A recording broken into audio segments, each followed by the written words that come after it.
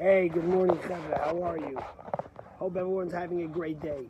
So, we're talking these days about the building of the tabernacle, which I've been speaking about in my Dvar Torahs.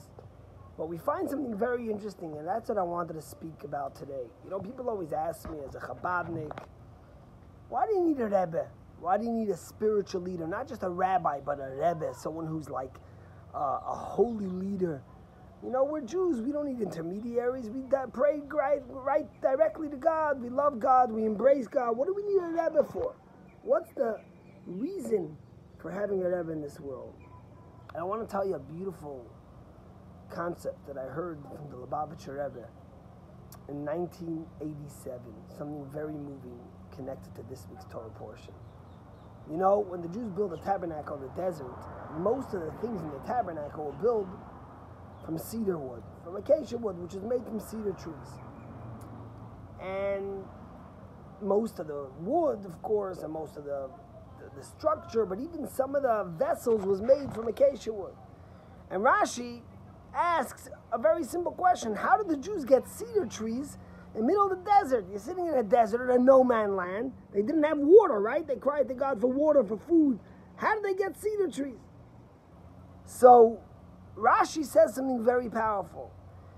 He brings a midrash in the name of Rabbi Tanchuma that Jacob, with prophetic vision, when he came down to Egypt to meet Joseph with his children, he had prophetic vision that one day the Jews will have to build a tabernacle for God in a no man's land, in a barren desert, and therefore he brought young cedar trees from Israel. He planted them in Egypt, and he told the Jewish people, when you leave Egypt, take these cedar trees so you'll be able to plant them in the Holy Land, in the desert. You'll be able to make a tabernacle for God. And the question, of course, becomes, come on, I mean, that Egypt was a country, was the most powerful country in the world. They had many trees and they had many things. In general, what's going on here? Jacob tells 210 years before the Jewish people are destined to leave Egypt, Jacob is thinking about schlepping cedar trees from Israel to Egypt. And it wasn't like Jacob was just coming empty-handed. Jacob was coming with 70 people, a full family. He was schlepping years of family to go down to Egypt. He's thinking about cedar trees? I mean, come on, I know people that pack in advance for a trip. You know, there's the people, when you come to the airport, there's the people that are always there 3 hours early, and they pack the week before. And then there's people that no matter what time their flight is, no matter what they have to do, they're guaranteed that they're going to be late to their flight, that they're going to leave the last minute, that they're going to be rushing. Like me, for example, I pack after I call the Uber. Some people are packing a week before. But 210 years before, what's going on? Why did Jacob do this? There's got to be a deeper message in schlepping cedar trees from Israel to Egypt to take to the desert for 200 years later. And the answer that Rebbe gave was very comforting. The Rebbe said that it's all in the name of the author of this midrashic idea. You see, Rashi never typically gives us the name of an author. He just tells us the fact. Why does Rashi tell us that this comes from Rabbi Tanchuma? Who is Rabbi Tanchuma? And the Rebbe answers that the name Tanchuma means to comfort. And in the name you find the answer to what Jacob was doing. The Rebbe said Jacob, in his infinite wisdom and as a true father and spiritual leader, recognized that this land of Egypt that was so kind and so welcoming and so caring and so loving to the Jewish people will turn against the Jewish people in the greatest and darkest way. They will torture them, they will butcher them, they will kill them, they will enslave them.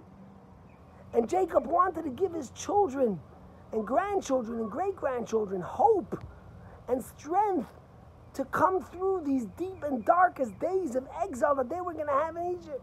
Now, yes, Jacob and yes, Joseph promised them that one day they will go out of Egypt and this is not their final destination. They will go to the promised land where they will build a temple for the Almighty and there will be a time of redemption. But words itself sometimes is not something you can hang on. So what did Jacob in his wisdom do? He schlepped young cedar trees from Israel.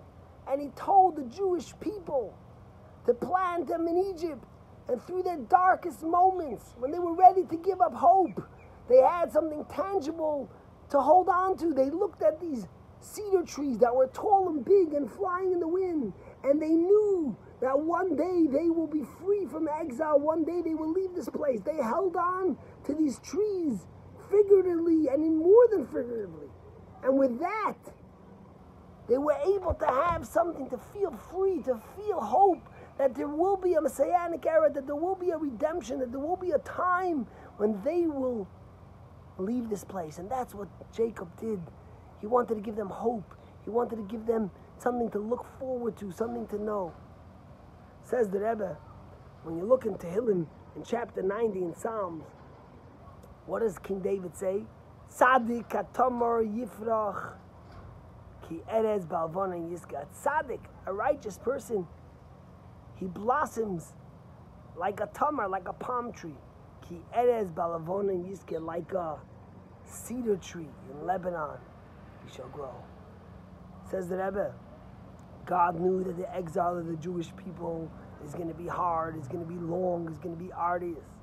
And he wanted to give us hope and strength throughout the ages to be able to continue, to be able to grow, to be able to have hope, to be able to recognize that there is a future, that there is a time when darkness will leave, there is a time when we'll have redemption. And these people, to give us hope, these tzaddikim, these righteous leaders, these rebbes are there in every generation to give us that hope, to give us that inspiration. Think about the last year even, how dark it's been for so many. But when you have the hope, you have the faith of Torah, of a rebbe, that gives us that hope to know that it will be better, something to hold on to, something to feel free.